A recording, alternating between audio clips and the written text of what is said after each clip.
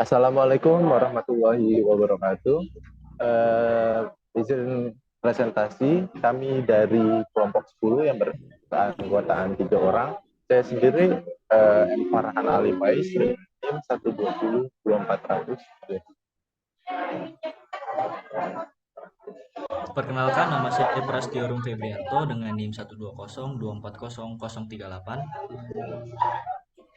Selanjutnya saya perkenalkan, nama saya Emis Bahudin, NIM 120240041.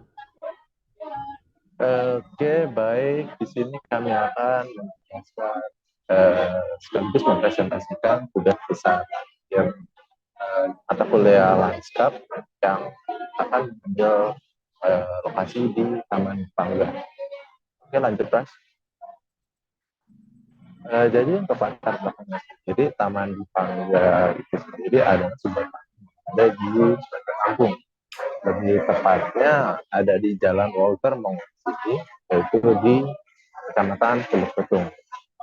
Kami memilih taman ini karena memang taman ini tadinya dibangun oleh pemerintah setempat, tapi tidak kunjung direnovasi karena sudah mengalami kerusakan yang cukup parah.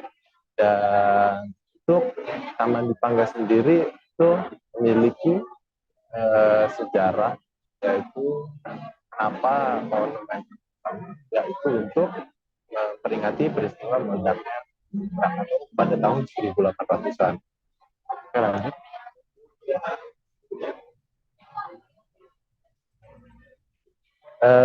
Untuk rumusan masalahnya sendiri, yang pertama ada bagian pedestrian. Pedestriannya di sini seperti yang digambar, yang terlihat pedestriannya ini terlihat seperti mematah. Jadi itu cukup tinggi untuk dilewati, apalagi jika yang melewati adalah seorang lansia. Itu cukup menyulitkan. Lanjut ke vegetasi. Vegetasi di sini yang seperti yang terlihat di dalam gambar, vegetasi di Taman Dipangga sendiri cukup bisa dibilang kurang karena banyak tanaman yang sudah banyak diinjak, hilang, tidak beraturan, dan bahkan kurang variatif. Dan untuk selanjutnya ada bagian kontur. Kontur sendiri Taman Dipangga kontur yang relatif miring. Tapi di sini seperti yang terlihat konturnya itu tidaklah rata walaupun miring. Banyak sekali gelombang-gelombang. Dan itu cukup mengganggu bagi pejalan. Selanjutnya ada kendaraan. Kendaraan ini sendiri yang dimaksud adalah kendaraan yang bisa memasuki bisa masuk ke dalam taman, dan ini tidak etis karena sejatinya taman itu tidak boleh adanya kendaraan, dan kendaraan itu seharusnya diletakkan di bagian parkiran. Selanjutnya ada area yang kurang terkelola, yaitu pada area situ terlihat area monumen. Di area monumen itu di bagian area monumen itu sendiri zoningnya tidak jelas, seperti terdapatnya area pedagang, area parkir, sekaligus area pusat, dan itu kurang dikelola. Oke, next. Bisa dijelaskan oleh Mas Dan. Baik, selanjutnya untuk kondisi existing pada Taman Dipangga sendiri terdapat aspek-aspek untuk dari kondisi existing taman. Untuk yang pertama yaitu aspek fisik. Taman Dipangga sendiri memiliki bentuk topografi yang miring ke arah selatan, memiliki kemiringan yang sangat signifikan dari yang paling tinggi hingga yang paling rendah. Dapat dilihat pada gambar, terdapat peta topografi dan geologi hidrologi tanah yang pada tugas ini kami mengambil menggunakan software Surfer. Untuk landform pada taman ini termasuk ke daerah tinggi yang menjadi transisi ke daerah rendah. Pola drainase pada lahan ini begitu ke arah kemiringan atau topografi.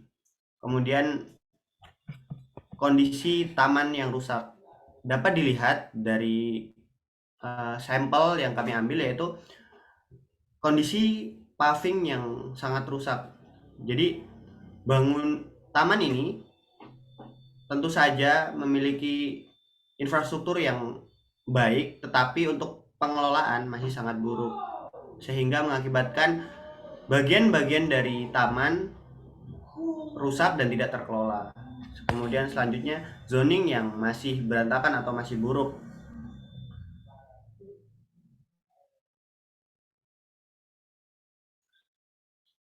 Selanjutnya untuk kondisi existing di bagian biologi, terdapat kesatuan kehidupan berupa tanaman dan hewan berupa serangga. Karena lahan itu dipergunakan sebagai taman, kemudian tempat makan atau tanaman atau hewan yang bukan termasuk atau hewan yang dilindungi.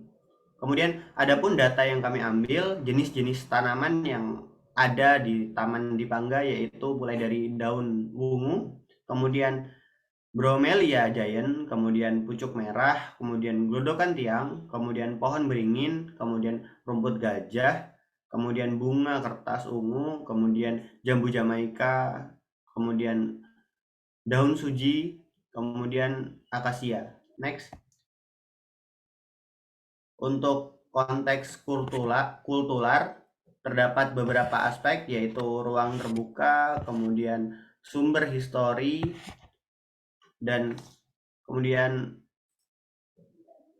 mudah atau tidak mudahnya dijangkau. Untuk ruang terbuka, taman ini memiliki konsep ruang terbuka hijau sehingga tempat beristirahat ataupun berekreasi. Kemudian untuk sumber historis, taman ini merupakan bukti sejarah dari dahsyatnya letusan Gunung Krakatau yang mampu melemparkan lampu kapal Debero hingga ratusan kilometer atau tepatnya di Teluk Betung Selatan yang kini dapat dibuat menjadi Taman Dipangga. Monumen atau tugu pada taman tersebut juga terdapat relief letusan Gunung Krakatau yang cukup artistik. Kemudian mudah atau tidak mudahnya dijangkau.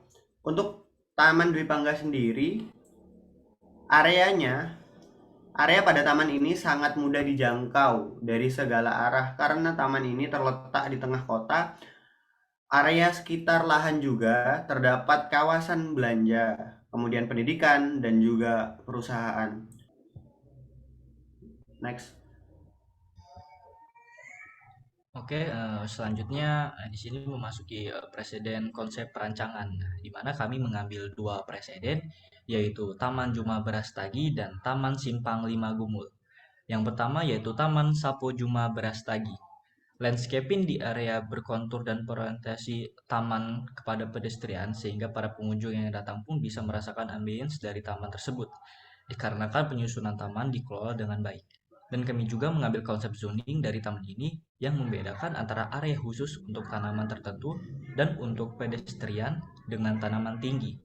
Kemudian Taman Simpang Lima Gumul. Taman ini kami mengambil preseden untuk area rerumputan yang dapat dipakai oleh orang-orang untuk bersantai dan menikmati suasana.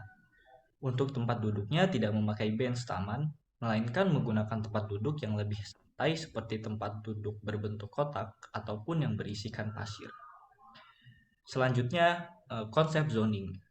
Pada gambar terlihat dua gambar yang berbeda, yaitu zoning sebelum dan sesudah kami konsepkan. Untuk gambar yang pertama yaitu sebelum, bisa kita lihat beberapa area zoningnya. Yang pertama, area biru pada gambar tersebut merupakan area parkir dan juga area dagang. Sebenarnya di sini merupakan tempat area parkir, namun para pedagang membuka lapaknya pada area di sini sehingga area parkir tidak kondusif dan dipenuhi oleh pedagang kaki lima. Kemudian untuk yang berwarna krim yaitu ada monumen dan area dagang. Yang sebenarnya area tersebut merupakan monumen sebagai view utama dari taman ini, namun para pedagang juga tetap memasuki area tersebut sehingga monumen tertutupi oleh para pedagang. Kemudian taman samping, terdapat dua taman yang berada di samping taman tersebut memiliki area yang tertutup dan sangat sulit diakses. Kemudian taman depan, di mana taman tersebut merupakan taman utama tempat bersantai. Namun ada juga para pengunjung yang memasuki area tersebut dengan kendaraannya, sehingga view yang dihasilkan atau view yang tampak terganggu oleh kendaraan tersebut. Nah, di sini kami mengkonsepkan zoning yang sebaik mungkin. Dari peletakannya dikhususkan untuk beberapa aspek, seperti yang pertama, area parkir. Area yang pertama tersebut khusus untuk area parkir kendaraan, tidak boleh ada pedagang di situ karena kami sudah menyediakannya di area kedua, yaitu area food court. Area food court ini tempat area para pedagang sehingga pengunjung dapat membeli makanan dan minuman di area tersebut. Kemudian pada nomor 3 terdapat taman samping. Taman samping tersebut sangat mudah dijangkau dari area parkir dan food court, sehingga para pengunjung mudah mengaksesnya dan dapat bersantai pada taman tersebut. Dan yang keempat merupakan monumen. Monumen ini tempatnya view utama dari taman ini juga sebagai taman untuk para pengunjung untuk berfoto dan juga bersantai. Nah, kemudian pada nomor 5 merupakan taman tengah, di mana taman utama terdapat pohon yang besar yaitu pohon beringin, juga para pengunjung dapat bersantai di atas rumput. Dan untuk nomor 6 dan nomor 7 sebagai peletakan vegetasi untuk penghias tanaman.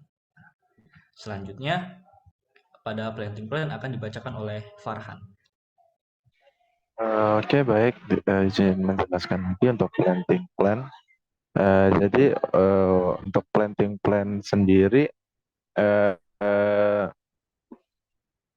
yang pertama itu ada pohon beringin. Pohon beringin ini ya memang dia sudah ada dari awal taman ini dibangun, yaitu terdapat di tengah dari taman tersebut. Selanjutnya tanaman yang di sebelah kanannya, bawahnya maksudnya, yaitu ada ketapang kencana. Selanjutnya ada cemara lilin. Selanjutnya bawahnya itu ada bunga lantana. Mungkin yang terakhir ada tanaman yang cukup familiar juga, yaitu asoka. Oke, lanjut.